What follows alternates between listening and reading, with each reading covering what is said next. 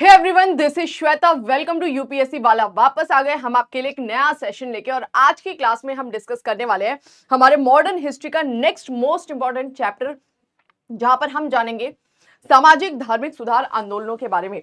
देखिए, वैसे तो हम पढ़ रहे हैं हमारे मॉडर्न हिस्ट्री को, आधुनिक भारत का इतिहास, लेकिन आधुनिक भारत के इतिहास की शुरुआत हम कब से मानकर चलते हैं? ब्रिटिश की एंट्री हुई।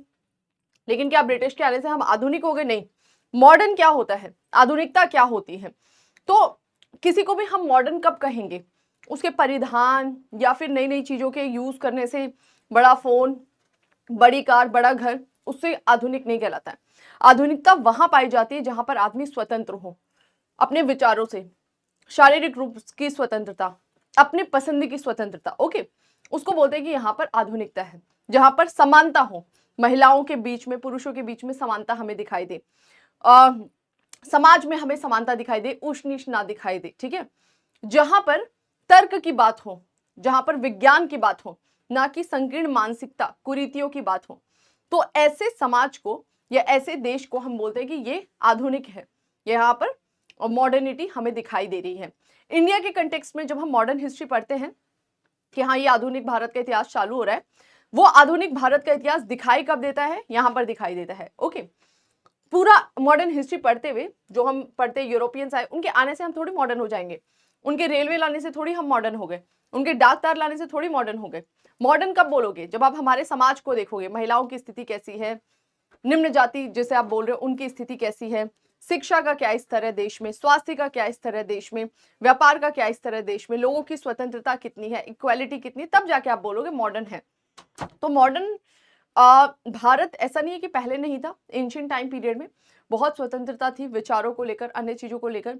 मिडेवल में भी हमें काफी कुछ दिखाई देता है, लेकिन मिडेवल का जो एंड फेज था, वहां पर हम थोड़ा सा दूर हो गए थे। किससे? विश्व से दूर हो गए थे। ओके, तो उस फेज में हमारे देश में कुछ जड़ता आई, और उस जड़ता के ही क्रम में हमें देश में बहुत सारी कुरीतियां, सामाजिक धार्मिक रूप से कुछ कुरीतियां एंट्री करते हुए दिखाई देती हैं, जिसको आगे चल के हमारे देश के प्रबुद्ध लोग, स्कॉलर्स जो हैं, वो उसमें सुधार करेंगे। और वो स्कॉलर्स बोलेंगे कि भाई भारत में ये जो ब्रिटिश आकर रूल कर रहे हैं, एक्चुअली उसका रीजन क्या है? कि भारत का समाज जो है वो कुरीतियों से भर गया है। भारत में धार्मिक कुरीतियां हमें दिखाई दे रही हैं। धार्मिक कुरीति का मतलब ऐसा नहीं है कि धर्म में कुछ प्रॉब्लम है, नहीं। जो आप हिंदू धर्म की बात करें, इस्लाम की बात करें, सिख की बात करें, ईसाई की बात करें, या अन्य धर्मों की बात कर रहे हैं, उसकी ओरिजिनल टीचिंग्स कुछ और है। आपने उसमें नए नए आडंबर जोड़ दिए हैं और उसको धर्म का सहारा दे दिया है कि भाई ऐसा वेद में लिखा है, ऐसा कुरान में लिखा है, भाई उसे खोल के पढ़ो। तो बस राइटर इसी के साथ इस चैप्टर की शुरुआत करता है और बताता है कि भाई ये जो सामाजिक धार्मिक कुरीतियां थी हमारे देश में, उसको कैसे दूर किया जाएगा। ओके, उसके बारे में हम डिस्कस करेंगे। ये चैप्टर जो है वो बात करता है 18वीं 19वीं शताब्दी की। अभी हमने इसके प्रीवियस जो लेक्चर देखा था, वहां पर जाना था कि 1857 के रिवोल्ट के पहले, 1857 के विद्रोह के पहले क्या भारत में कोई विद्रोह नहीं हुए थे? तो हमने जाना था काफी डिटेल से कि हाँ, बहुत सारे रिवोल्ट हुए थे। एक दो बच्चों का मैंने मैसेज भी पढ़ा था, बोल रहे थे मैम थक गया है दिमाग। तो देखो, वो चैप्टर ऐसा ही है, थकाने वाला ही है। फिर भी मैंने जितना शॉर्ट और जितना क्रिस्प फॉर्म हो सकता था आपके एग्जाम के लिए, वही वहां पर डिलीवर किया है। बहुत गहराई में हम नहीं घुसे, क्योंकि हमारे लिए उतना ही इंपॉर्टेंट था। ठीक है, तो आप लोग एटलीस्ट उतना जो मैंने क्लास में कराया उसको तो आप याद कर लीजिए, ताकि प्रीलिम्स में क्वेश्चन आए या मेंस में कुछ पूछा जा रहा है तो आप एक आंसर देने की स्थिति में रह सके। ठीक है, बाकी अब ये जो चैप्टर है वो 1857 के रिवोल्ट की बात तो कर ही नहीं रहा है, आगे बढ़ा ही नहीं। वो हॉरिजॉन्टल डिस्कस कर रहा है, ग्राउंड लेवल पर डिस्कस कर रहा है कि क्या चल रहा है इस पूरे टाइम पीरियड में। सामाजिक धार्मिक सुधार आंदोलन, और इन आंदोलनों की शुरुआत कौन करेंगे? भारत के प्रबुद्ध बुद्धिजीवी लोग।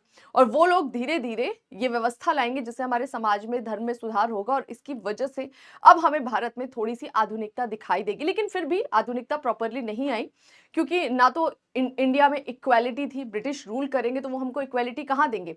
ना तो हमारे अपने फंडामेंटल राइट्स थे, क्योंकि ब्रिटिश के हम उपनिवेश थे, तो हमें हमारे फंडामेंटल राइट्स तो मिलने नहीं थे। तो इक्वालिटी नहीं थी, इंडिपेंडेंस नहीं था, डेमोक्रेसी नहीं थी। तो ओवरऑल तो हम नहीं बोल सकते कि हाँ मॉडर्न हम हो गए थे, लेकिन हाँ, एक ग्राउंड लेवल पर हमें यहाँ पे आधुनिक चीजें दिखाई देती हैं। ठीक है, तो आधुनिकता मतलब बड़ी गाड़ी, बड़ा घर, सुंदर कपड़े नहीं होते। आधुनिकता मतलब सोच, आपके विचार, आपके राइट्स यही है आपके आपकी आधुनिकता को जो दर्शाएं, ठीक है। बाकी ये हमारे कोर्सेज है 1 ईयर 2 ईयर 3 ईयर प्रोग्राम। आप में से जो भी बच्चे इंटरेस्टेड है आप जाके इन प्रोग्राम्स को ज्वाइन कर सकते हैं। इनका लिंक है डिस्क्रिप्शन बॉक्स में।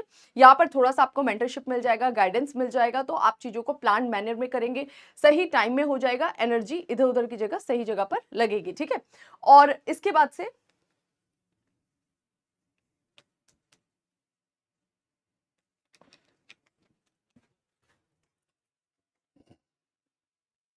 ओके, नेक्स्ट जो है यहाँ पर ये हमारा प्रीलिम्स का टेस्ट सीरीज चलाया गया है। तो आप में से जो भी बच्चे इस बार दे रहे हैं 2024 के एग्जाम को दे रहे हैं, 26 मई को पेपर है, समय बहुत कम है, जनवरी जा रही है, बहुत जल्दी जनवरी निकल जाएगी, फरवरी मार्च अप्रैल फिर मई में तो पेपर, ये तो लगभग 4 ही महीने आपके पास बचे हैं। आप लोग इस टेस्ट सीरीज को ज्वाइन कर सकते हैं, इसका लिंक भी डिस्क्रिप्शन बॉक्स में। यहाँ पर आपको रेगुलर बेसिस पे टेस्ट लिया जाएगा, ऑल इंडिया रैंक शो किया जाएगा, सॉल्यूशन दिया जाएगा, तो आप लोग कम से कम उसको डेली बेसिस पे करिए, ताकि आपके एग्जाम तक अगर आपके पास में 4 महीने के हिसाब से 120 130 140 दिन है, तो उतने दिन में पर डे के हिसाब से 100 क्वेश्चन आप जोड़ लो कि भाई 140 डेज इंटू 100 कितने आपके टॉपिक्स प्रिपेयर हो जाएंगे। तो एटलीस्ट इतने टॉपिक आपके प्रिपेयर हो जाएंगे जिससे आप एग्जाम में एक कॉन्फिडेंस लेवल के साथ बैठ सकते हो। और यूपीएससी का हर साल प्रीलिम्स का कट ऑफ देखते हो, कोई ऐसा खास नहीं जाता है, कट ऑफ ठीक ठाक रहता है 50 to 55 नंबर ऑफ क्वेश्चन। तो अगर आपने टेस्ट सीरीज भी अच्छे से लगाई हुई है, उससे रिलेटेड टॉपिक्स को अच्छे से पढ़ा हुआ है, तो आप ऐसी स्थिति में तो होते ही है कि आप 50-55 क्वेश्चन करेक्ट करें। अटेम्प्ट तो आपको ज्यादा करना है, करेक्ट की मैं यहाँ पे बात कर रही हूँ, ठीक है। चलो अभी स्टार्ट करते हैं, डायरेक्ट हमारे टॉपिक पे आते हैं। बहुत ज्यादा हम इसको खींचेंगे नहीं, सिंपल सा टॉपिक है, छोटा ही रखेंगे हम इस चैप्टर को, ठीक है। सामाजिक धार्मिक सुधार आंदोलन साधारण विशेषताएं क्या थी? सुधार की भावना को बल देने वाले कारक क्या कारण थे कि हमारे देश में समाज सुधार की बात होगी, धर्म सुधार की बात होगी, तो वो सारे फैक्टर्स यहाँ पे बता रहा है। मेंस के पॉइंट ऑफ व्यू से थोड़ा सा इस चैप्टर का इंपॉर्टेंस आ जाता है। बोल रहा है 18वीं शताब्दी। 18वीं शताब्दी का मतलब सिंपल सा कि कौन सी बात कर रहा है? 1701 से 1800 तक की बात कर रहा है, इस टाइम पीरियड की। तो 18वीं शताब्दी में यूरोप में नवीन बौद्धिक लहर चली, जिससे जागृति के एक नए युग का शुरुआत हुआ। ये बात कर रहा है यहाँ पर नहीं, बोल रहे ये बात कर रहा है कहाँ की? यूरोप की कर रहा है कि यूरोप में 18th सेंचुरी में हमें एक नई बौद्धिक लहर दिखाई दे रही है, यानी तर्क की बातें होंगी, विज्ञान की बातें होंगी, ओके। और उससे यूरोप में एक नई जागृति का युग शुरुआत हो रहा है। कहां पर बच्चों? यूरोप की बात कर रहा है, इंडिया की नहीं कर रहा है। भारत का एक नवीन वर्ग, पाश्चात्य शिक्षित वर्ग भी तर्कवाद, विज्ञानवाद, मानववाद से प्रभावित होने हुए बिना नहीं रह सकता। भारत के बहुत सारे ऐसे लोग थे जो कि विदेशों में पढ़ने जा रहे थे, या फिर जो देश में भी पढ़ते थे वो बहुत स्कॉलर टाइप के लोग थे, तो वो विदेश में जो भी घटनाएं घट रही थी, जो भी वहां पे चेंजेस हो रहे थे, उसको थोड़ा सा ऑब्जर्व कर रहे थे। तो ऐसे भारतीय लोग जब यूरोप में देखेंगे कि वो एक नई लहर आ रही है, किस चीज की? बौद्धिक लहर चल रही है, विज्ञान तर्कवाद की, तो वो ये भी सोचेंगे ना कि भारत में ये क्यों नहीं आ रहा है, भारत में भी ये चीजें दिखाई देनी चाहिए। तो यूरोप में जो इम्पैक्ट, जो यूरोप में घटना घट रही है, उसका इम्पैक्ट इंडिया में भी पड़ रहा है। कौन लोग लेकर आ रहे हैं? जिन लोगों ने पश्चिमी शिक्षा ले ली है, जो जिनके पास में वेस्टर्न एजुकेशन है, वो लोग कहीं ना कहीं इस चीज से जागरूक है, और वो इंडिया में भी ये चीज लाने के लिए प्रयास करेंगे। तर्कवाद और नव चेतना आधार पर परिवर्तन की जो प्रक्रिया प्रारंभ हुई, उसे पुनर्जागरण की संज्ञा दी गई। बोल रहे ये जो भी चेंजेस आ रहे हैं तर्कवाद के आधार पे कि क्या ये सही है, नहीं है, क्यों है, जहां पे तर्क आएगा, कुछ भी नहीं कि भाई आप ऐसा करिए तो इससे ये हो जाएगा, ओके। अब एक तर्कवादी आदमी क्या बोलेगा कि ऐसा क्यों, क्या लॉजिक है कि इस घटना के घटन करने से या इस क्रिया के करने से ऐसा होगा? कोई लॉजिक है आपके पास, कोई रीजन है तो प्लीज हमें बताइए।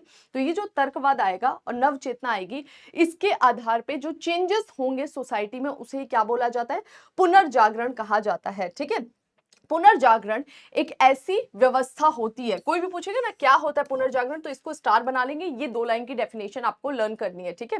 आपसे पूछा जाएगा पुनर्जागरण क्या है, तो आप बोलेंगे एक ऐसी व्यवस्था जिसमें पुरातन मान्यताओं और विश्वासों पर प्रहार किए जाते हैं, तथा विभिन्न कुरीतियों का परित्याग कर नव ज्ञान और नई मान्यताओं पर बल दिया जाता है। तो देखो, पुनर्जागरण का कभी भी मतलब ये नहीं होता है कि जो आपकी पुरानी संस्कृति है उसको भूलना है, नहीं।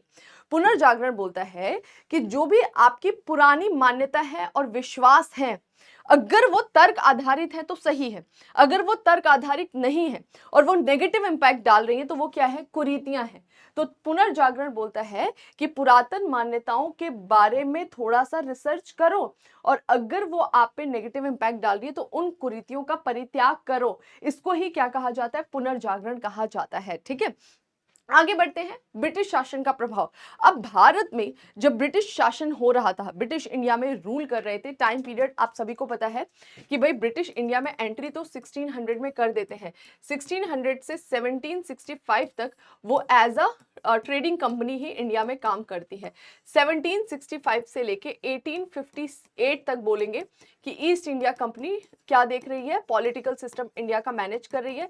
यहाँ पर पूरी तरह से नहीं था, ये पूरा एक प्रोसेस चला कि बंगाल से लेकर किस तरह भारत के 2/3 पार्ट को इसने कॉन्कर किया। तो बंगाल से ये प्रोसेस स्टार्ट हुआ था और 2/3 क्षेत्र को यहाँ पर कॉन्कर किया। 1857 के रिवोल्ट के बाद भी भारत में पॉलिटिकल सिस्टम मैनेज किया जाएगा, लेकिन ईस्ट इंडिया कंपनी के द्वारा नहीं बल्कि क्राउन के द्वारा ये पॉलिटिकल सिस्टम को देखा जाएगा इंडिपेंडेंस तक, 1947 तक। ठीक है, तो ब्रिटिश शासन का प्रभाव, ब्रिटिश शासन अगर हम देखें तो यहाँ से यहाँ तक हमें दिखाई देता है। इसके तले भारतीय समाज और संस्कृति में परिवर्तन आया, बहुत ज्यादा चेंजेस आए। वह अपनी परंपरागत छवि से दूर हो रहा था, यानी भारत की जो परंपरागत छवि है, जो हमारा कल्चर है, हम धीरे धीरे उससे दूर हो रहे थे। अंग्रेजों का भारत में आगमन ऐसे समय हुआ जब यूरोप में आधुनिक पाश्चात्य संस्कृति की बयार बह रही थी और मानवतावाद, तर्कवाद, विज्ञानवाद, वैज्ञानिक अन्वेषण अपनी महत्ता स्थापित किए जा रहे थे। तो बोल रहे हैं कि जब यूरोपियंस भारत में आ रहे हैं, ईस्ट इंडिया कंपनी भारत में आ रही है, तो यूरोप में पुनर्जागरण चल रहा है। ओके, तो ब्रिटिश जो हम पर रूल कर रहे हैं, उनके देश में क्या चल रहा है, तर्कवाद, विज्ञानवाद, और जब हमें उसकी जानकारी मिलेगी तो भाई हम भी उससे प्रेरित होंगे। ठीक है, लेकिन ब्रिटिश ने हमको आधुनिक नहीं किया है, हमें जानकारी मिली। ओके, सामाजिक दशा और रूढ़िवादिता के कारण सुधार, धार्मिक और सामाजिक कुरीतियां कौन सी थी समाज में जो ऐसी इतनी दृढ़ हो चुकी थी कि लोगों को अब इतनी परेशानी हुई कि अब जरूरत महसूस होगी कि नहीं, इसको हटा देना चाहिए। तो यहाँ पर बोलता है 19वीं शताब्दी में भारतीय समाज धार्मिक अंधविश्वास और सामाजिक कुरीतियों से जकड़ा हुआ था। बहुत सारे अंधविश्वास हमारे देश में उस समय प्रचलित थे। जैसे देखो, छोटे में हमें सिखाया गया था कि थर्सडे को नेल्स कट नहीं करने, हेयर कट नहीं करना है। रीजन भी हो सकता है, अपना एक स्पिरिचुअल वैल्यू होता है, वो मान सकते हैं, लेकिन अभी वो ऐसे दिमाग में घुस गया है हमारे कि हम कितना ही पढ़ लिख ले, एक वो चीज रहती है, माइंडसेट रहती है। तो ऐसा तो नहीं है कि नेल्स कट नहीं कर रहे तो इससे किसी की लाइफ डेंजर में चले जा रही है, तो हम इसको फॉलो कर रहे हैं। लेकिन कुछ ऐसी कुरीतियां होती हैं जो रीतियां नहीं होती हैं, जिसको आप बोलेंगे कुरीतियां, जिसको फॉलो करने से आदमी की लाइफ में इंपैक्ट पड़ रहा है। ओके, तो उन बात कर रहा है वही कि 19वीं शताब्दी में भारतीय समाज ऐसे बहुत सारे धार्मिक और सामाजिक कुरीतियों से जकड़ा हुआ था, जिसको फॉलो करने से आप नीचे जा रहे हैं, आप डाउन हो रहे हैं, आपकी ग्रोथ नहीं हो रही है। पुरोहित समाज में अपना महत्वपूर्ण स्थान बनाए हुए थे तथा जन सामान्य पर विभिन्न कर्मकांड, निरर्थक धार्मिक कृत्यों की सहायता से वो अपना वर्चस्व स्थापित कर चुके थे। और इसमें कहीं ना कहीं पुरोहितों का बहुत इंपॉर्टेंट रोल था। सभी की बात नहीं करेंगे, लेकिन जो पुरोहित थे वही बता रहे थे ना कि क्या सही है क्या गलत है, ये ऐसा इस धर्म में लिखा है, ऐसा यहाँ लिखा है। पुरोहित मतलब किसी भी रिलीजन का हो सकता है। ठीक है, तो बेसिकली ये जो पुरोहित लोग थे अलग अलग धर्म के, इन्होंने ही पूरी दारोमदार ले रखी थी कि क्या करना सही है क्या करना गलत है। ओके, और इसके माध्यम से वो वर्चस्व स्थापित कर रहे थे। अरे तुमने ऐसा करा तो तुम्हारा अगला जन्म खराब हो जाएगा, तुम्हारा ये लाइफ में ऐसा खराब हो जाएगा। ठीक है, उनके द्वारा शिक्षा, ज्ञान और धार्मिक क्रियाकलापों पर अपना विशेषाधिकार स्थापित कर लिया था। तो जो भी शिक्षा संबंधी अधिकार है वहां पर हमें यही दिखाई देते हैं। ज्ञान और धार्मिक क्रियाकलाप पूरा इन्होंने वर्चस्व स्थापित कर लिया। इवन ईश्वर से अगर आपको कनेक्ट होना है तो यही मीडिएटर बनकर बैठे हुए थे। ठीक है, महिलाओं की दैनिक, अब ये क्या होगा जब ऐसी स्थिति दिखाई देगी तो एक टाइम आएगा ना जब आप सोचोगे नहीं अब इससे हमें निकलना है। तो ऐसी स्थिति हमें दिखाई देती है भारत में। और ये स्थिति जब होगी तो क्या होता है, एक डब्बा लो ना, उसका ढक्कन बंद करो, बंद हो गया, फिर भी आप प्रेशर दे रहे हो तो टाइट होगा, लेकिन एक मूवमेंट पे ऐसा आएगा जब वो टाइट नहीं होगा, वो फ्री हो जाएगा ढक्कन। तो एग्जैक्टली यहाँ पर ऐसे ही हुआ कि कुरीतियां इतनी बढ़ गई, इतनी बढ़ गई, इतनी बढ़ गई कि लोगों ने दबाव में आकर उसको फॉलो नहीं बल्कि बोल दिया कि नहीं अब हम मानेंगे ही नहीं। ओके, ऐसी चीजें आएंगी या फिर समाज सुधारक सामने आएंगे। महिलाओं की दयनीय स्थिति हमें दिखाई देती है। समाज में सबसे निम्न स्थिति स्त्रियों की थी। बाल विवाह समाज की एक अन्य कुरीति थी। बच्चों का छोटे पे ही विवाह कर दिया जाता था, छोटी लड़कियों का विवाह कर दिया जाता था। बहु विवाह की प्रथा समाज में प्रचलित थी। सती प्रथा प्रचलित थी। तो ये कुछ ऐसी प्रथाएं है ना जिसने ध्यान खींचा कि भाई भारत में समाज सुधार होना चाहिए। अब सोचिए बाल विवाह हो जा रहा है, एक छोटी-सी बच्ची का विवाह हो जा रहा है और आपको एक परिवार को आगे लेकर जाना है ना? पुरुषों की लाइफ में कितना चेंज होता है नहीं पता, लेकिन लड़कियों की लाइफ में बहुत ज़्यादा चेंजेस होते हैं शादी के बाद, ओके। तो बच्ची है वो जिसने अभी पूरे समाज को देखा भी नहीं है, समझा भी नहीं है, उसका विवाह कर दिया जाता था। कई बार परिवार में जाने के बाद उसके पति की डेथ हो जाती, छोटी उम्र में विधवा हो जाती थी या उसके पति 2-2 3-3 शादियाँ कर ले रहे हैं। तो ये जो बाल विवाह था, बहु विवाह था, इससे लड़कियों का अधिकार छीना जाता था, सती प्रथा। और अगर पति मर गया तो ऊपर से कि लो भई, जब बाद में संपत्ति का अधिकार मिलने लग गया लड़की को कि भई इसका कुछ हिस्सा लड़की को दिया जाएगा, तो सती प्रथा इंट्रोड्यूस कर दिया गया। लो पति मर गया तो तुम जिंदा रह के क्या करोगे, तुम भी जाकर आग में जल जाओ। कई सारी ऐसी लड़कियां थी जो जलना नहीं चाहती थी, विद्रोह कर देती थी। छोटी छोटी बच्चियां होती थी जिनको लगता था अरे आग है, हमें पेन होगा, ओके। तो वो मना करती थी, तो उनको नशा दे दिया जाता था अलग अलग प्रकार का, और नींद में ही उसको माता बना के सती कर दिया जाता था। तो बेसिकली ये क्या है, ये कुरीतियां ही है ना। तो राजा राम मोहन राय ने सती प्रथा को शास्त्र की आड़ में हत्या की संज्ञा दी। बहुत सारे हमारे स्कॉलर्स हुए थे जिसमें से मोस्ट इंपॉर्टेंट है राजा राम मोहन राय।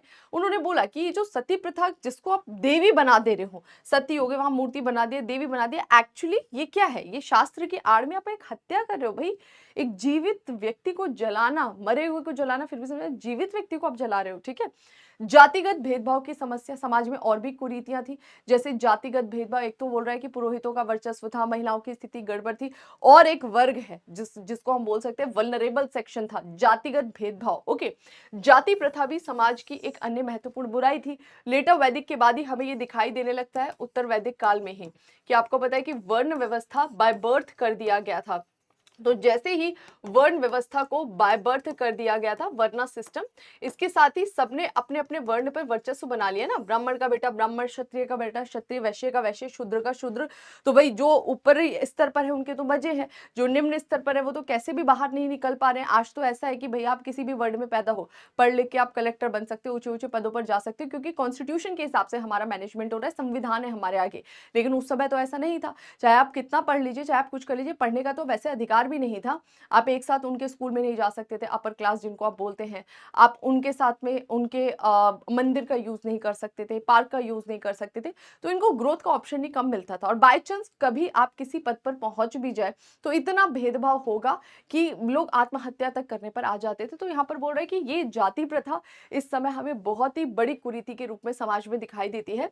वर्ण या जाति का निर्धारण वैदिक कर्मकांडों के आधार पर होता था, जहां सबसे निचली सीढ़ी पर अनुसूचित जाति के लोग थे, वो अनुसूचित जाति के लोग। वर्ना सिस्टम लाया गया था तो कोई छुआछूत जैसा कैटेगरी नहीं था। वर्ना सिस्टम लेट अर्ली वैदिक टाइम पीरियड में इंट्रोड्यूस हुआ था, जहां पर बोला गया था कि ब्राह्मण के 4 अंगों से ये 4 वर्ण निकल रहे हैं, और कोई भी किसी वर्ण का हो सकता है काम के हिसाब से। जैसे आज मैं पढ़ा रही हूँ, मैं टीचर हूँ, कल को मैं मेडिकल का कोई कोर्स कर लूं तो मैं डायरेक्ट डॉक्टर हूं। तो ये चेंज हो सकता है पेशा, बस इसको पेशे की तरह ही लाया गया था। लेकिन लेटर वैदिक टाइम पीरियड में इसको बाय बर्थ कर दिया गया, और बाय बर्थ करते हुए भी इसमें कोई छुआछूत नहीं था। लेटर वैदिक के भी बाद हम देखते हैं महाजनपद या बुद्ध काल में धीरे धीरे छुआछूत वाली कैटेगरी लाई गई, कि शूद्र में जो लोग स्पेसिफिक चमड़े का काम, डेड बॉडीज को जलाने का काम, मल को ढोने का काम करते हैं, उसको हम अछूतों की श्रेणी में डालेंगे। तो यहाँ पर बस यही है कि ये अनुसूचित जाति चौथे वर्ण में आते थे, और इनके साथ में छुआछूत जैसा व्यवहार किया जाता था। और अगर हम इनकी पॉपुलेशन की बात करें तो राइटर बोलता है कि जिन लोगों से छुआछूत हो रहा था, एक्चुअल में पूरी हिंदू पॉपुलेशन में ही वर्ण सिस्टम है ना, इस पूरी हिंदू पॉपुलेशन का 20% अराउंड ये चौथा वर्ण हमें दिखाई देता है जिनके साथ में छुआछूत हो रहा था। तो ये एक ऐसी स्थिति उत्पन्न होगी ना जब समाज में तनाव होगा, और तनाव होगा तो सुधार होगा, ठीक है। यह व्यवस्था राष्ट्रीय एकीकरण और विकास में महत्वपूर्ण बाधा सिद्ध हुई, और ये उन लोगों को भी बहुत ज्यादा बाधा लग रहा था जो चाह रहे थे कि भाई देश के सारे लोग एक साथ मिलकर ब्रिटिश को भगाए। भाई आपके घर में कोई आके जबरन कब्जा करे, या फिर आपके साथ में कुछ गलत करे, आपके पड़ोसी से लड़ाई हो या कुछ भी हो, तो आप सब घर के लोग एक साथ मिलके उसका सामना करते ना, या लाइफ में कोई भी प्रॉब्लम आए फैमिली मेंबर सारे इकट्ठे हो जाते हैं, मिलके उसका सामना करते हैं। लेकिन जब आपस में ही बिखराव होगा तो कोई भी आके आपको तोड़कर चला जाएगा ना। तो ब्रिटिश जब हम पर रूल कर रहे थे, और बहुत सारे ऐसे नेशनल मूवमेंट के लीडर्स थे, चाहते थे कि एकजुट हो जाए, तो एकजुटता थी नहीं। वो बोल रहा है ये दूसरे वर्ण का है, वो बोल रहा है महिला है, ये कहाँ जाएगी। तो इस तरह का जो टकराव था ना, यही टकराव था जिसकी वजह से ब्रिटिश हम पर इजीली रूल कर पाए, ठीक है। पाश्चात्य संस्कृति का विरोध हमें दिखाई देता है। ये जो सुधार है ना, इस सुधार में हमें पाश्चात्य संस्कृति जो भारत में आ रही थी ना, उसका भी विद्रोह करते हुए लोग दिखाई देते। जैसे शहरीकरण और आधुनिकीकरण ने भी लोगों के विचारों को प्रभावित किया। अब हो क्या रहा था, धीरे धीरे अर्बनाइजेशन आ रहा था भारत में। ब्रिटिश को रूल करने के लिए बहुत सारी ब्रिटिश इंडियन आर्मी में सेना चाहिए। ओके, इसके अलावा भारत में अपने मैनेजमेंट को चलाने के लिए क्लैरिकल लेवल की बहुत सारे लोग चाहिए। तो भारतीयों को धीरे धीरे ब्रिटिश शिक्षित कर रही थी, और वो शिक्षा विज्ञान की नहीं दी जा रही थी, वो शिक्षा बेसिक दी जा रही थी ताकि वो क्लैरिकल लेवल का काम कर सके। लेकिन भारतीय उतने भी शिक्षित हो गए और उनके पास में एक प्रॉपर सैलरी आ रही है, तो उन्होंने एक मिडिल क्लास का निर्माण किया। तो ये जो शिक्षित मध्य वर्ग लोग थे, ये शहरीकरण आधुनिकीकरण के टच में आ रहे थे, और इसकी वजह से इनके विचारों में चेंजेस आए कि अच्छा हाँ, पर्दा प्रथा तो गलत है, महिलाओं का भी अधिकार होता है, ये थोड़ा थोड़ा समाज में आ रहा था। इन नवीन विचारों के विक्षोभ ने भारतीय संस्कृति के प्रसार की भावना उत्पन्न की तथा ज्ञान का प्रसार हुआ। इतना ही नहीं, जब ये लोग जब पढ़ लिख गए, जब ये लोग शहरीकरण नगरीकरण के प्रभाव में आ रहे हैं और इन्होंने देखा कि पर्दा प्रथा हो रहा है भारत में, तो इनके दिमाग में ये भी आया कहाँ से इंट्रोड्यूस हुआ, ये पहुंच गए उस टाइम पीरियड पे, अच्छा यहाँ से इंट्रोड्यूस हुआ, इसका ये लॉजिक था। फिर इन्होंने देखा कि अरे, ये लोग जो बता रहे हैं कि धर्म में ऐसा लिखा है, असलियत में धर्म में तो ऐसा कुछ लिखा ही नहीं है। हमारे इन सारे टेक्स्ट जो भी रिलीजियस टेक्स्ट है, इसमें ऐसी कोई बात ही नहीं हुई है। फिर इन लोगों को आया कि नहीं, हमें अपने धर्म के बारे में लोगों को बताना चाहिए, क्योंकि लोग जिसको फॉलो कर रहे हैं धर्म मान के, असल में ऐसा तो कुछ हमारे धार्मिक ग्रंथ कहते ही नहीं है। तो इन सबका मिला जुला इंपैक्ट पड़ता है कि हमारे समाज में सुधार की भावना आती है। प्रबुद्ध भारतीयों में नवीन जागृति, और सबसे इंपॉर्टेंट रोल इसमें प्ले किसने किया? देखो, ब्राह्मण या सॉरी पुरोहित अपना वर्चस्व जमाए हुए हैं, वो अलग बात है, उससे समाज में तनाव है। महिलाओं की स्थिति खराब है, दलित वर्ग की स्थिति खराब है। ओके, शहरीकरण नवीन नगरीकरण या फिर पाश्चात्य शिक्षा प्राप्त जो भारतीय है, उन्होंने इसमें इंपॉर्टेंट रोल प्ले किया। लेकिन ये सब करने के बावजूद कौन है जो पूरा जिम्मा अपने हाथ में उठाता है चेंज लाने का? वो थे हमारे इंडिया के स्कॉलर्स, जो प्रबुद्ध भारतीय थे, जिनको ये ज्ञान प्राप्त हो गया था कि भाई बदलाव लाने की जरूरत है, ये बेड़ा उठाएंगे और आगे चीजों को लेकर जाएंगे। धीरे धीरे यह चेतना जागृत होने लगी कि भारतीय सामाजिक संरचना और संस्कृति में दुर्बलता के कारण भारत जैसा विशाल देश मुट्ठी भर विदेशियों के हाथों में चला गया है। जब ये पढ़ लिख जाएंगे, इन लोगों को पता लगेगा, स्कॉलर्स को, कि भाई ब्रिटिश हम पर रूल कर रहा है, ब्रिटेन इतना बड़ा है, भारत इतना बड़ा देश, इतनी बड़ी पॉपुलेशन के साथ में, और ब्रिटेन में इंडस्ट्रियलाइजेशन भारत की इकोनॉमी से पुश हो गया। तो इनके दिमाग में आया कि ये कैसे हम पर रूल कर पा रहे, क्या है लॉजिक? लॉजिक क्या है? हमारी सोसाइटी में यूनिटी नहीं है, इक्वालिटी नहीं है, और उसको लाने के लिए हमें कुछ चेंजेस करने पड़ेंगे। इसी समय कुछ पाश्चात्य शिक्षा प्राप्त बंगाली नवयुवकों ने इस सोच से अभिप्रेरित होकर कि भारत सभ्यता और विकास में काफी पीछे छूटता जा रहा है, प्राचीन मान्यताओं और मूल्यों पर कुठाराघात किया तथा मांस और शराब के सेवन जैसे खान पान के पाश्चात्य तरीकों को अपना लिया। कि भाई अब वो इतने ज्यादा फ्रस्ट्रेट हो चुके हैं कि उनका कहना था कि नहीं, जो ये आप सभ्यता के नाम पर कर रहे हैं, ये अपने आप में गलत है। ओके, ये सभ्यता के नाम पर जो चीजें कुरीतियां की जा रही है, अपने आप में गलत है, और इसको चैलेंज करने के लिए जो वेस्टर्न कल्चर हमें दिखाई दे रहा है, मांस का सेवन, शराब, क्योंकि वो लोग ठंडे देश से बिलोंग करते हैं, तो वो उनके खान पान में सम्मिलित है, उसको अपनाया इंडियंस ने। ठीक है, 19वीं शताब्दी के अंतिम दशक में लोकतंत्र और राष्ट्रवाद के उफान ने भारतीय और भारत की सामाजिक धार्मिक संस्थाओं को भी प्रभावित करना प्रारंभ किया। बोल रहा है राइटर कि इसके बाद धीरे धीरे हमें दिखाई देता है कि जब भारतीय विद्रोह करेंगे, किसके खिलाफ? ईस्ट इंडिया कंपनी के खिलाफ या फिर ब्रिटिश के खिलाफ जब विद्रोह करेंगे, तो जो विद्रोह की भावना आई, उस जैसे 1857 के रिवोल्ट में काफी सब सारे एकजुट हो गए। जब एकजुट हो गए तो अच्छा, ये निम्न जाति वाला है और हम उच्च जाति वाले हैं, और हम दोनों मिलके साथ में युद्ध लड़ेंगे। तो कहीं ना कहीं वो चीजें क्लिक कर रही थी कि हाँ, ये दूर होना चाहिए, इक्वालिटी आनी चाहिए। ठीक है, या फिर बहुत सारे ऐसे नेशनल मूवमेंट है जिसमें महिलाओं ने पार्टिसिपेट किया, तो वहां से ये भावना आई। तो धीरे धीरे जो राष्ट्रवादी लहर चलती है देश में, ब्रिटिश से आजाद होने की, यानी डेमोक्रेसी या लोकतंत्र लाने की जो भावना आती है, इसने भी पुश किया कि समाज में बदलाव लाने की जरूरत है। ठीक है, विभिन्न कारक राष्ट्रवादी भावनाओं के विकास, नई आर्थिक शक्तियों के अभ्युदय, शिक्षा के प्रसार, आधुनिक पाश्चात्य मूल्यों और संस्कृति के प्रभाव से सुधार का मार्ग प्रशस्त हुआ। बोल रहा है कि ये जो भारत में सामाजिक धार्मिक सुधार हुआ, इसमें ये सारे फैक्टर्स का रोल था, जिसमें राष्ट्रवादी भावना, जब आपके अंदर नेशनलिज्म की फीलिंग आएगी, तो कहीं ना कहीं आप सोचोगे कि हम सब तो एक ही हैं, एक ही है, तो ये ऊंच नीच क्यों? ठीक है, नई आर्थिक शक्तियों का अभ्युदय होगा, लोगों में धीरे धीरे शिक्षा का का प्रसार होगा, जब आप पढ़ोगे, जानकारी इकट्ठी करोगे, तब आपको समझ में आएगा अच्छा विज्ञान, तर्क और अंधविश्वास इसमें क्या सही है क्या गलत है। और जब आप पश्चिमी शिक्षा प्राप्त कर लोगे तो अलग ही लेवल पर आपको पता लग जाएंगी चीजें कि वो क्यों आगे जा रहे हैं, क्योंकि वो इक्वालिटी पर काम कर रहे हैं।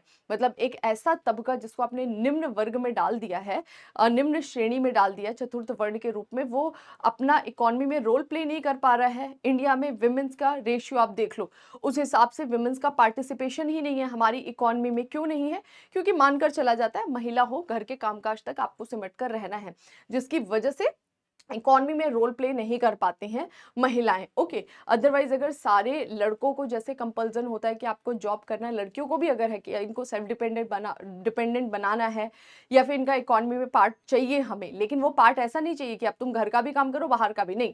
जब आप इक्वालिटी ला रहे हैं तो ना केवल बाहर के स्तर पर, घरेलू स्तर पर भी इक्वालिटी लाइए। अगर ऐसा होता है तो डेफिनेटली इससे किसी भी कंट्री की इकोनॉमी एकदम बूस्ट हो जाती है, वो भी इंडिया जैसी विमेंस की पॉपुलेशन जो कि कई देशों के टोटल पॉपुलेशन के बराबर है। ठीक है, अब बोल रहे हैं सुधार का सामाजिक एवं विचारधारात्मक आधार।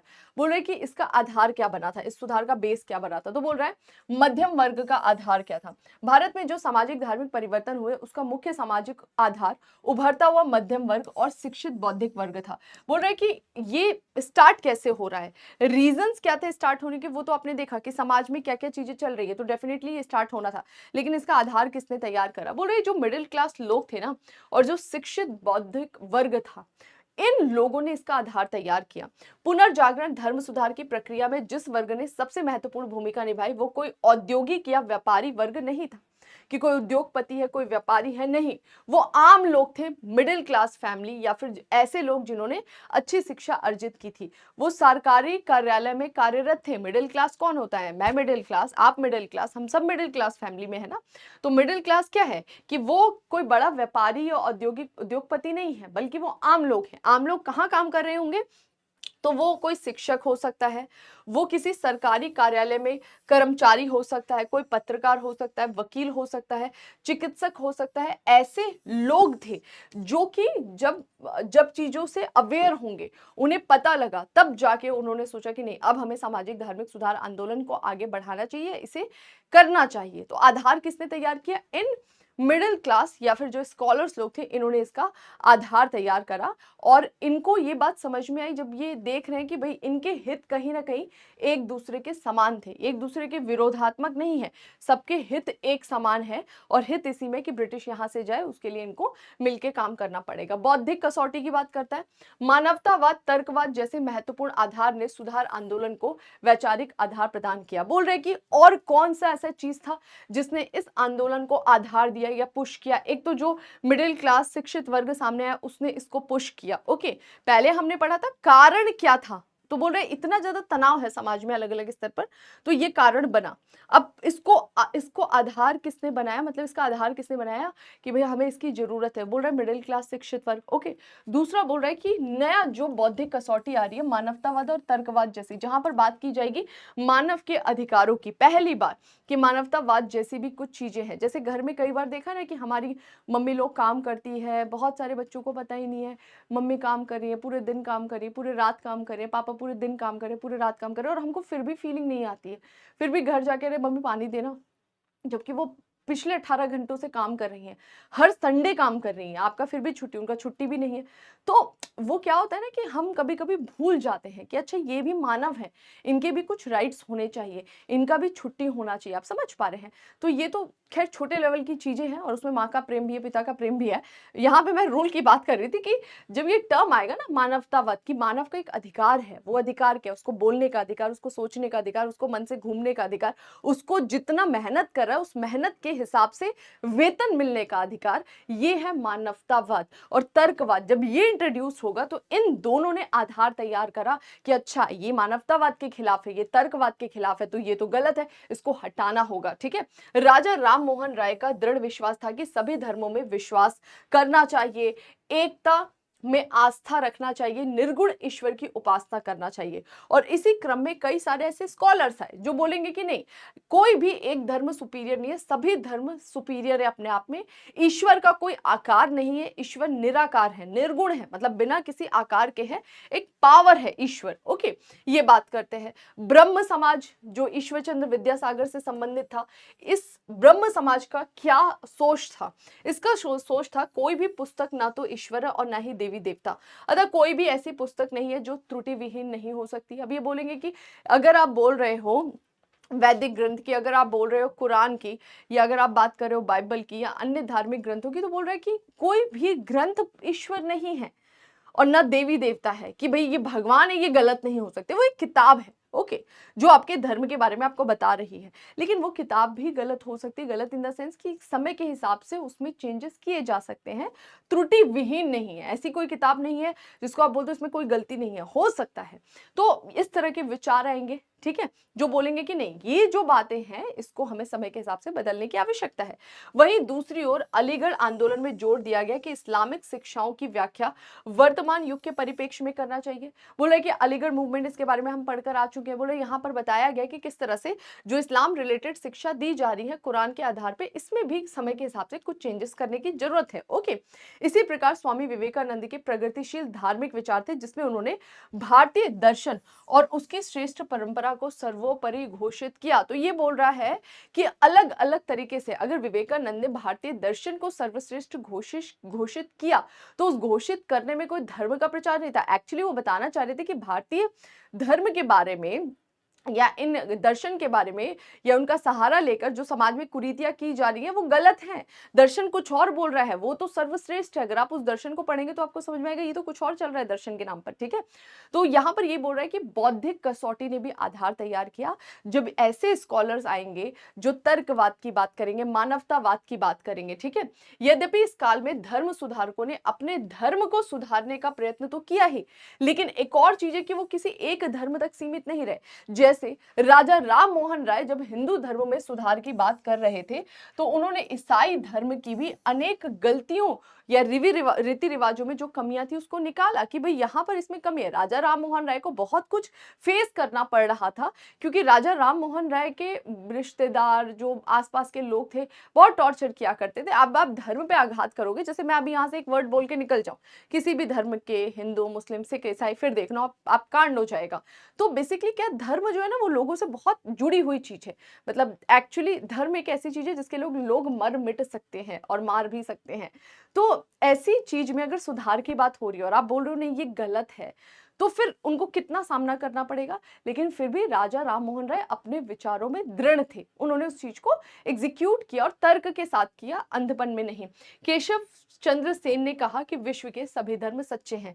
तो ये जो स्कॉलर्स हुए थे, ये जब धर्म सुधार की बात करें तो किसी धर्म को ऊंचा या नीचा नहीं, ये इक्वालिटी की बात कर रहे हैं। अंग्रेजी सरकार के रवैये ने भी भारतीय समाज में सुधार आंदोलन शुरू करने की प्रेरणा दिया। बोल रहा है कि अंग्रेजों का भी रोल रहा। अंग्रेज एक्चुअली कुछ उसको फर्क नहीं पड़ता था तुम्हारा समाज सुधर रहा है नहीं सुधर रहा, उसको फर्क नहीं, उसको केवल था मेरे को प्रॉफिट कमाना है। लेकिन डायरेक्टली इनडायरेक्टली उसका कभी कभी रोल हो जाता था। जैसे अंग्रेज जो थे सरकारी अधिकारियों का एक ऐसा वर्ग तैयार करना चाहते थे जो शारीरिक रूप से भारतीय हो, मानसिक रूप से अंग्रेज हो, और इस क्रम में उन्होंने भारतीयों को थोड़ी सी शिक्षा दे दी कि भाई इनको हमको शिक्षा देनी चाहिए, पाश्चात्य शिक्षा देनी चाहिए। लेकिन जब हमें शिक्षा मिली तो हमें समझ में आ गया कि क्या गड़बड़ चल रहा है। तो डायरेक्टली तो नहीं, इनडायरेक्टली अंग्रेजों ने भी इसमें रोल प्ले किया।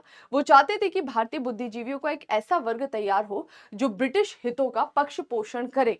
और जब ऐसा वर्ग तैयार हुआ तो उसने ब्रिटिश हितों का पक्ष पोषण नहीं, उसने ये बोला कि ब्रिटिश रूल ही क्यों कर रही है, अच्छा हमारी सोसाइटी में क्या प्रॉब्लम है, हमारी सोसाइटी में ये प्रॉब्लम है, इसको दूर करते हो, ब्रिटिश के रूल को हम खत्म करते हैं। सुधार आंदोलन की दो धाराएं, राइटर बोलता है सुधार आंदोलन की बेसिकली हमें दो धारा दिखाई देती। एक श्रेणी जिसमें हमें ब्रह्म समाज, प्रार्थना समाज, अलीगढ़ आंदोलन, आर्य समाज और देवबंद आंदोलन जैसे पुनर्जागरणवादी आंदोलन दिखाई देते हैं, ठीक है। इसके मध्य में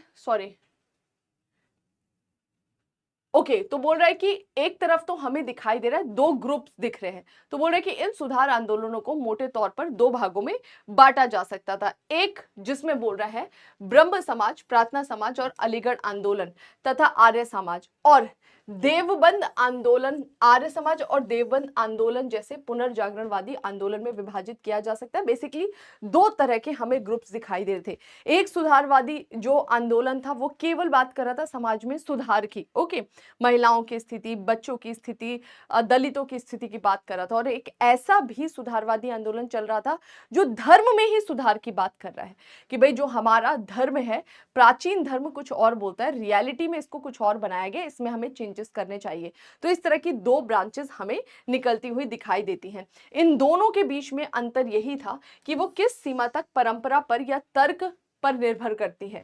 मतलब कि कोई ऐसे धार्मिक आंदोलन नहीं है जो कि गलत सिखा रहे हो, लेकिन कोई एक ऐसा, सॉरी, ये सामाजिक धार्मिक सुधार आंदोलन कोई ऐसा नहीं जो गलत सिखा रहा हो, लेकिन एक ऐसे आंदोलन जो बात करे कि हमारी प्राचीन परंपरा अपने आप में सही है, और एक ऐसा आंदोलन जो बोल रहा है कि इस परंपरा में यहाँ पर ये जो चीजें हैं ये गलत है। तो बस इस आधार में इनमें भेद है, बाकी दोनों का मोटिव एक ही था कि समाज के लोगों का ज्यादा से ज्यादा हित सुनिश्चित करना, सामाजिक सुधार की दिशा। अब सामाजिक सुधार की दिशा में बोल रहा है कि 19वीं शताब्दी के सुधार आंदोलन केवल धर्म तक सीमित नहीं रहे, अपितु इनका धर्म से ज्यादा प्रभाव सामाजिक क्षेत्र में पड़ा। कि केवल ये नहीं था कि धर्म में ही बदलाव हो रहा है, धर्म में बदलाव मतलब धार्मिक रूप से सुधार हो रहा है, बोल रहे कि समाज में बहुत ज्यादा इसका इम्पैक्ट पड़ा। ठीक है, समाज में घोर अंधविश्वास, अशिक्षा था, पूरा का पूरा सामाजिक ढांचा अन्याय और असमानता पर आधारित था। उस समय अगर आप देखो, जिस समय की ये बात करिए, ब्रिटिश इंडिया में रूल कर रहे हो, उस समय तो अशिक्षा कितने बड़े स्तर पर थी भारत में, है ना। और जब आप अशिक्षित होंगे तो आप अंधविश्वास होंगे। मैं बहुत सारे ऐसे लोगों से मिली हूं जो अशिक्षित है, फिर उनको आप कुछ भी बता रहे हो वो बहुत इजीली बिलीव कर जाते हैं। आजकल तो फिर भी फोन आ गया, फोन में भी बहुत सारे ऐसे मीडिया वाले हैं जिन्होंने अपना अपना चैनल बना लिया टेम्परेरी, और वो कुछ भी न्यूज देते हैं। और मैंने बहुत सारे ऐसे सीधे लोगों को देखा है जो अनपढ़ है, कम पढ़े लिखे, वो उसको सच मान लेते हैं। अच्छा ऐसा है, अच्छा ऐसा, उनको पता ही नहीं है कि इसका नाम क्या है, इस मीडिया वाले का नाम क्या है, क्या ये सर्टिफाइड भी है कि नहीं है, कुछ भी रैंडम बोल रहा है व्यूज लाने के लिए। तो ये आज के कंटेक्स्ट में बेवकूफ बनाना है, ऐसे उस समय भी बनाया जाता था। तो अशिक्षा है, अंधविश्वास, जहां अशिक्षा वहां पर अंधविश्वास अपने आप आ जाएगा, क्योंकि लोग इसमें जकड़ जाएंगे। पूरा का पूरा सामाजिक ढांचा अन्याय और असमानता पर आधारित था। ब्रिटिश शासन से पूर्व भारत का सामाजिक स्वरूप अपरिवर्तनशील स्थिर था।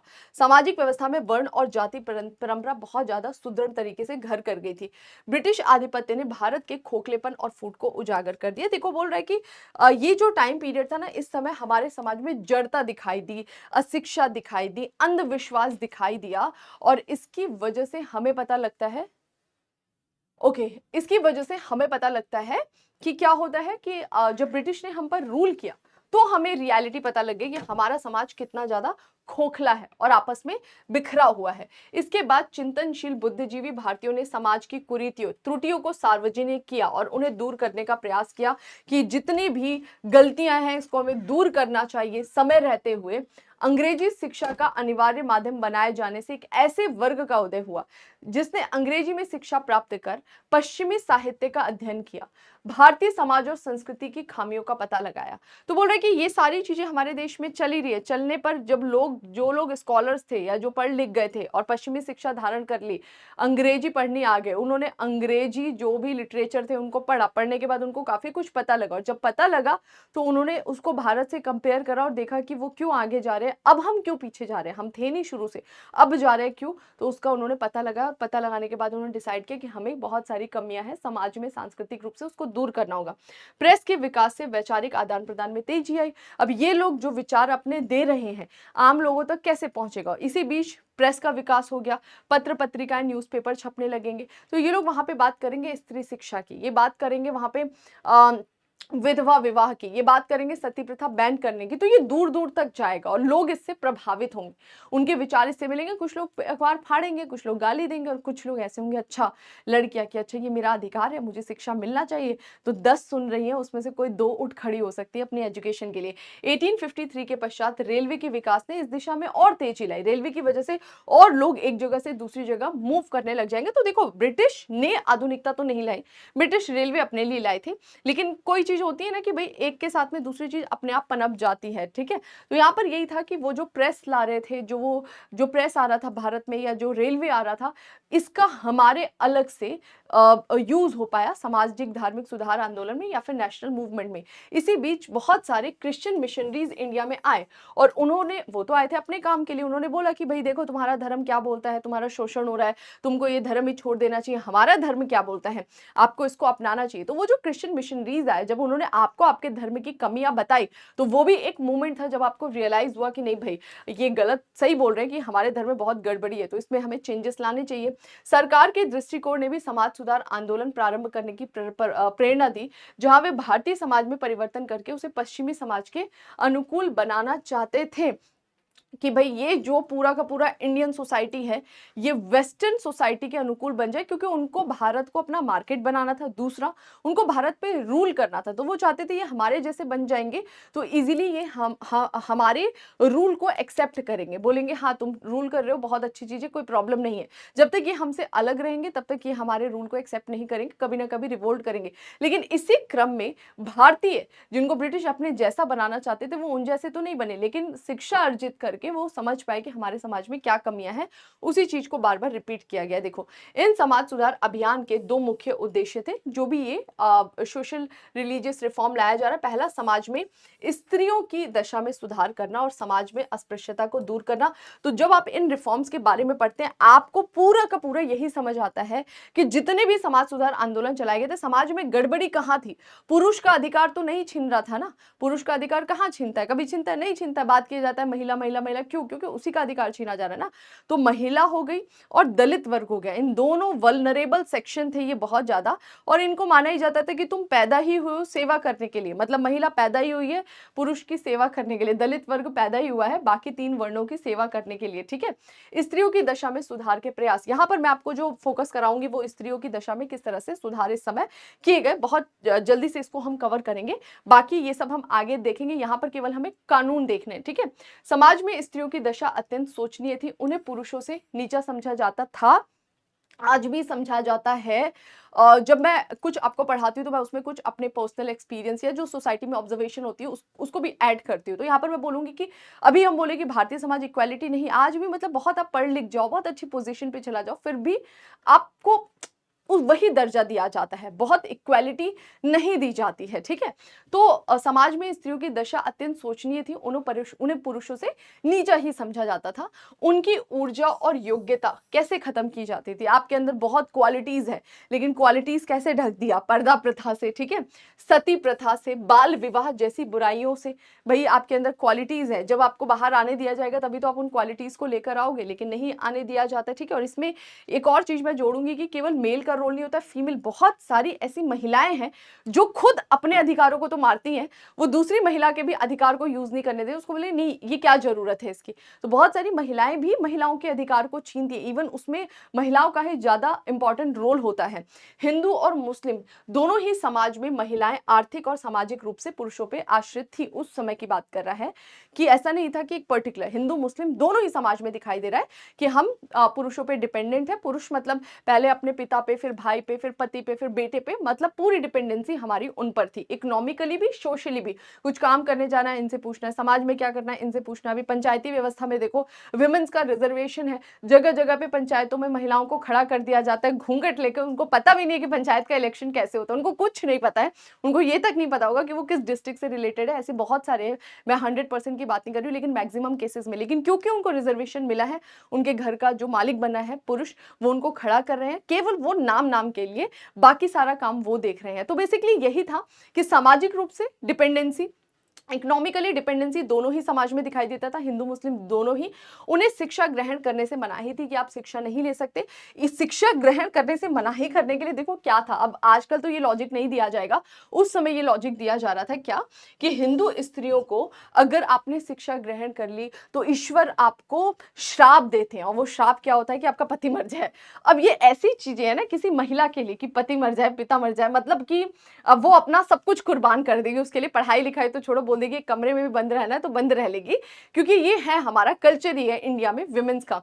तो बेसिकली शिक्षा ग्रहण करने से रोकने के लिए बहुत सारी इस तरह की अब थ्योरीज बनाई जाती थी, कहानियां बनाई जाती थी काल्पनिक। हिंदू स्त्रियों को संपत्ति पर कोई अधिकार नहीं मिला होता, हालांकि जो मुस्लिम महिला है उनको संपत्ति में कुछ सीमा तक अधिकार मिला था, लेकिन जहां उनको एक लेवल पर संपत्ति में थोड़ा अधिकार मिला, वहीं उनके साथ में क्या था, तलाक जो जैसा जो इनइक्वालिटी वाला सिस्टम था कि भाई पुरुष जो है वो आपको 3 तलाक देके आपसे अलग हो सकता था, वो उस समय भी था। तो वहां पर वो थोड़ी कमजोर हो जाती थी, वल्नरेबल हो जाती थी, ठीक है। विवाह में उनकी सहमति नहीं ली जाती थी, महिलाओं की कहाँ ली जाती थी, आज भी बहुत ज्यादा नहीं ली जाती है, थोड़े बहुत स्तर पे पूछ लिया जाता है, हाँ ठीक है बता दो क्या करना है तुम्हें। बहुपत्नी प्रथा, ये तो सबसे गंदी चीज है भाई, बताओ क्या बहुपति कोई रख सकता है? एक लड़की जाके 2 शादी कर ले, पूरा समाज उस पे अब उंगली उठाने लग जाएगा, लेकिन एक पुरुष जाके 2 शादी 3 शादी चलता है। एक पुरुष है, उसकी पत्नी की मृत्यु हो जाए, वो 50 साल का भी है, शादी कर रहा है, तो उसको लोग बहुत नॉर्मल लेते हैं, और एक महिला है 30 साल की, वो जाके दूसरी शादी कर रही है तो उसको बहुत ही नेगेटिवली लिया जाता है। यही है समाज की सोच जो हमें दिखाई देती है, और ये आज की मैं बात कर रही हूँ, उस समय तो अलग ही लेवल था। महिलाओं को उपभोग की वस्तु समझा जाता था। उपभोग मतलब कि भाई आओ और तुम्हारा हर तरीके से उपभोग किया जाएगा, झाड़ू कचरा बर्तन सब करवाना है, तो तुम्हारा काम ही है हमारी सेवा करना, इस तरह की मानसिकता थी। सब लोग ऐसे नहीं है, कुछ लोग थे उस समय तो ज्यादा थे, आजकल बहुत ज्यादा चीजें चेंज हुई हैं, ठीक है।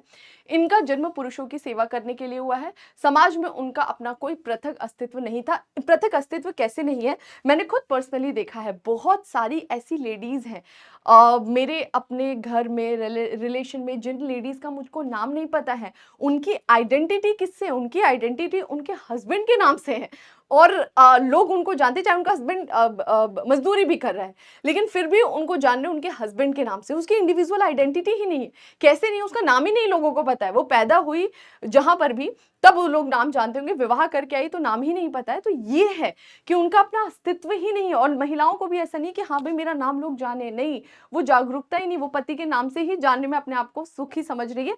ऐसा कुछ गलत नहीं है, लेकिन हाँ एक वो क्वेश्चन आ जाता है कि हाँ क्यों, ऐसा क्यों, आपका अपना एक पृथक कोई अस्तित्व ही नहीं है, आप उन्हीं से जाने जा रहे हो, इतने डिपेंडेंट हो जा रहे हो कि आगे चीजें बिगड़ जाती हैं। अगर फैमिली ठीक है तो चलेगा, अदरवाइज आपका अगर एक्सप्लॉइट हुआ तो उस समय आप इंडिपेंडेंट नहीं है सोशली, इकोनॉमिकली, तो आपकी लाइफ प्रॉब्लम में पड़ जाती है, ठीक है। लेकिन इतिहास हमेशा से इस बात का गवाह रहा है कि जब जब महिलाओं की उपेक्षा की गई है, आपका अंत आ जाएगा। तब तक सभ्यता अवनति की ओर उन्मुख हुई है, जहां पर भी आप देखोगे, क्योंकि विमेन्स एक बड़ा सेक्शन है ना, और कहीं पे भी पॉपुलेशन में एक बड़ा पार्ट है, और हमेशा रहेगी, वरना पूरी सृष्टि कैसे चलेगी, बर्थ वहीं से होने वाला है।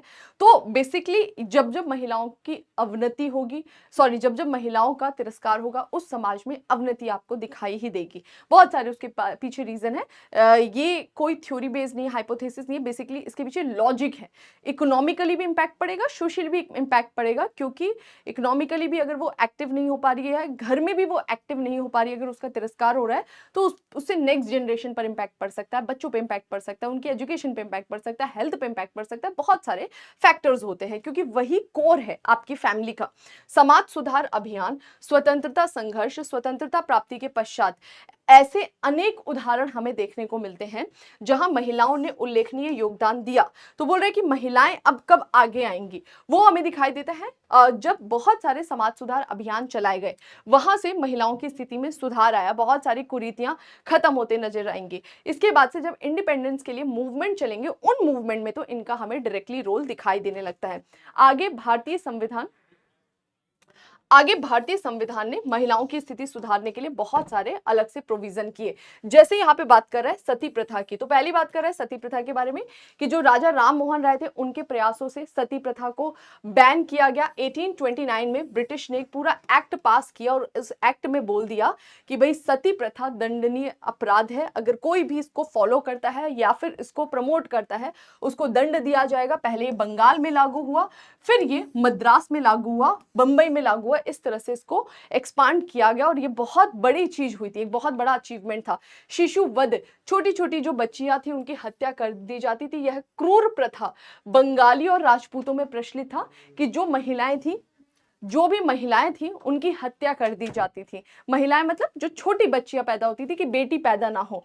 तो आज सरकार चलाती है ना पॉलिसी, बेटी बचाओ बेटी पढ़ाओ, इस तरह से। तो फिर वहां पर पहले उस समय हमें ये व्यवस्था दिखाई देती थी कि ये क्रूर प्रथा थी कि बच्ची हो रही है तो उसको मार दो। जहां बालिकाओं के बचपन में हत्या कर दी जाती थी, इसके लिए कानून लाया गया 1795 में बंगाल में 21वें अधिनियम। 1894 में तीसरे अधिनियम के अनुसार कानूनी तौर पे शिशु हत्या को मानव हत्या के बराबर अपराध घोषित किया गया कि शिशु हत्या भी वही है कि आपने किसी मानव की हत्या की, वैसी आपको पनिशमेंट मिलेगी। विधवा पुनर्विवाह, छोटी छोटी बच्चियां विधवा हो गई, अगर वो सती नहीं हुई तो उनका जीवन इतना नीरस कर दिया जाता था। सफेद वस्त्र पहनने हैं, श्रृंगार नहीं करना है, केश पूरे कटवा लेने मतलब मुंडन करवा लेना है, आपको सादा खाना खाना है, नंगे पांव रहना है, एक छोटे से कमरे में रहना है, सामाजिक समारोह में भाग नहीं लेना, तो वो जीवन में मृत्यु से कम नहीं था। तो यहाँ पर विधवा पुनर्विवाह के लिए बहुत सारे हमारे स्कॉलर्स आ गए हैं, समाज सुधारक आ गए हैं। ब्रह्म समाज जो था वो इसमें बहुत आगे था, हम इनके बारे में आगे पढ़ेंगे सबके बारे में। ईश्वर चंद्र विद्यासागर ने इस क्षेत्र में बहुत प्रयास किया। यह संस्कृत कॉलेज कलकत्ता के आचार्य थे। उन्होंने संस्कृत और वैदिक उल्लेख से यह सिद्ध किया, मतलब जो हमारे वैदिक ग्रंथ थे उससे यह सिद्ध किया कि वेद भी विधवा पुनर्विवाह की अनुमति देता है। 1856 में हिंदू विधवा पुनर्विवाह अधिनियम बना, जहां विधवा विवाह को वैध मान लिया गया कि अब विधवाओं का विवाह करना पूरी तरह से कानूनी है, लीगल है। इनमें और भी लोगों का रोल था, जैसे महाराष्ट्र में जगन्नाथ शंकर भाऊदाजी, इन लोगों ने इंपॉर्टेंट रोल प्ले किया। विष्णु शास्त्री पंडित ने 1850 में विधवा पुनर्विवाह एसोसिएशन की स्थापना की। 1852 में गुजरात में सत्य प्रकाश की स्थापना करके करसोन दास मूल जी ने भी भूमिका निभाई, ये थोड़ा सा आप याद कर लेंगे। बंबई में फर्ग्यूसन कॉलेज के प्रोफेसर थे कर्वे, कर्वे का बहुत इंपॉर्टेंट रोल था। इसी तरह मद्रास के वीर शलिंगम, इनका भी बहुत इंपॉर्टेंट रोल था, किसमें, विधवा पुनर्विवाह की दिशा में। इसमें बहुत लोगों ने काम किया था। कर्वे विधवा पुनर्विवाह संघ के सचिव बने। 1899 में पूना में एक विधवा आश्रम स्थापित किया जहां पर वो विधवाएं आकर रह सकती थी। 1906 में उन्होंने बंबई में भारतीय महिला विश्वविद्यालय की भी स्थापना की। तो ये ऐसे लोग थे जिन्होंने विधवाओं के विवाह के लिए बहुत काम किया। थोड़ा सा फैक्ट है, ये याद करना पड़ेगा। बाल विवाह पर नियंत्रण के लिए भी काम किया गया कि छोटी छोटी बच्चियों का विवाह कर दिया जा रहा है, शिक्षा नहीं दी जा रही है। 1872 में सबसे पहला इसके लिए एक्ट लाया गया, नेटिव मैरिज एक्ट, ये याद कर लेंगे आप सभी। इसमें सबसे पहले बोला गया कि 14 वर्ष से कम आयु की कन्याओं का विवाह वर्जित है। अब देखो, ये सारे समाज सुधार से रिलेटेड कानून तो ब्रिटिश ही पास कर रहे हैं, लेकिन ब्रिटिश किसके कहने पे पास कर रहे हैं, जो स्कॉलर्स, जो पढ़ लिख चुके हैं, उन लोगों ने दबाव बनाया और ऐसे कानून बनवाए। तो इसमें एक इंपॉर्टेंट रोल था 1872 का नेटिव मैरिज एक्ट, लेकिन इसका बहुत इंपैक्ट नहीं पड़ा। बहुत जगह पर विवाह चलता रहा, आज भी भारत में कहीं कहीं पे बाल विवाह होता है छुपे तौर पर। आगे एक पारसी सुधारक मलबरी का बहुत इंपॉर्टेंट रोल था। इनके प्रयास से 1891 में, ये इंपॉर्टेंट है, सम्मति आयु अधिनियम पारित हुआ। ये एक्ट आपको याद करने होंगे, जिसमें 12 वर्ष से कम आयु की कन्या के विवाह पर रोक लगा दी गई और इसने थोड़ा सा इंपैक्ट डाला। आगे हरविलास शारदा के अथक प्रयासों से 1930 में शारदा एक्ट पारित किया। शारदा एक्ट ने एक एज डिसाइड की कि जो लड़के होंगे 18 वर्ष से कम उम्र के लड़के और 14 वर्ष से कम उम्र की लड़की के विवाह को वर्जित कर दिया गया। 1978 में बाल विवाह, सॉरी इसको करेक्ट करेंगे, ठीक है, फिर लाया गया बाल विवाह निरोधक अधिनियम, जिसमें बोल दिया गया कि अब लड़के की उम्र 21 वर्ष और लड़की की उम्र 18 वर्ष है, इससे कम के लड़के लड़कियां विवाह नहीं कर सकती। ओके, तो ये बेसिकली बाल विवाह पर नियंत्रण करने के लिए 1 by 1 एक्ट लाए गए। नेटिव मैरिज एक्ट, सम्मित आयु अधिनियम, नेक्स्ट है आपका शारदा एक्ट और बाल विवाह निरोधक अधिनियम। इन चारों एक्ट को आपको पास पढ़ना होगा, ठीक है।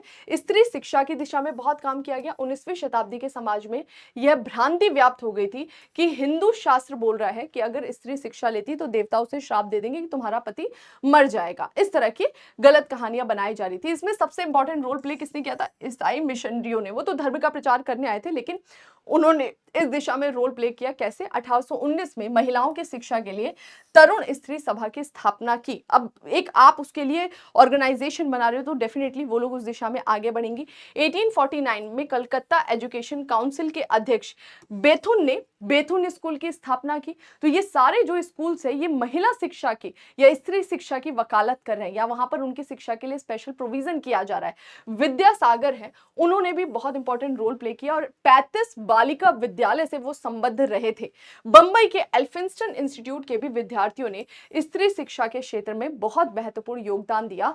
1854 का इसको स्टार बना लेंगे, चार्ल्स वुड का डिस्पैच आया जिसमें स्त्री शिक्षा को बढ़ावा देने के लिए बल दिया गया। ओके, तो ब्रिटिश का ये जो चार्ल्स वुड डिस्पैच था इसमें भी इंपॉर्टेंट रोल था। इसमें स्त्री शिक्षा के साथ साथ अंग्रेजी शिक्षा का भी प्रावधान किया गया था। 1914 में स्त्री चिकित्सा सेवा ने स्त्रियों को नर्सिंग मिडवाइफरी के क्षेत्र में प्रशिक्षण देने की काम किया। मतलब केवल शिक्षा ही नहीं, अब उनको व्यावसायिक तौर पर भी आगे भेजा जा रहा है और व्यावसायिक तौर पर आगे भेजने के लिए क्या किया जा रहा है, यहाँ पर उनको छोटी छोटी सी ट्रेनिंग दी जा रही है, जैसे नर्सिंग की ट्रेनिंग, ताकि वो लोग बाहर जा सके, जॉब कर सके। 1916 में कर्वे ने भारतीय महिला विश्वविद्यालय की स्थापना की। इसी वर्ष दिल्ली में लेडी हार्डिंग मेडिकल कॉलेज की भी स्थापना की गई। तो ये सारे प्रयास थे महिलाओं के लिए। इतना ही नहीं बल्कि इसमें सर बस 2 मिनट, इतना ही नहीं बस इसमें बोल रहा है कि आगे चल के हमें दिखाई देता है कि महिलाओं पर बहुत इंपैक्ट पड़ा। जैसे 1918 के बाद जो नेशनल मूवमेंट से उसमें महिलाओं ने खुल के पार्टिसिपेट किया, लाठी चार्ज और बंदूकें भी खाई हैं महिलाओं ने, तो उनका बहुत इंपॉर्टेंट रोल हमें दिखाई देता है। 1925 में वेलकम किया गया महिलाओं का, कांग्रेस में पहले वेलकम किया गया था लेकिन बड़े स्तर पर मंच दिया जा रहा था उन्हें। सरोजिनी नायडू और भारतीय राष्ट्रीय कांग्रेस की सरोजिनी नायडू भारतीय राष्ट्रीय कांग्रेस की प्रथम भारतीय महिला अध्यक्ष बनने का उनको गौरव प्राप्त हुआ। इसी क्रम में 1927 में अखिल भारतीय महिला कांग्रेस का भी गठन किया गया। तो यहां पर हम देखते हैं कि वन बाय वन बहुत सारी ऑर्गेनाइजेशंस भी बनाई जाती है महिलाओं से रिलेटेड। जैसे 1910 में सरला देवी चौधरानी ने भारतीय स्त्री महामंडल की स्थापना की थी और ये महामंडल से स्त्रियां जुड़ेंगी, अपने अधिकारों की बात करेंगी या ये उनके अधिकार की बात करेंगे। रमाबाई रनाडे ने 1904 में भारतीय महिला परिषद जो है उसकी स्थापना की थी।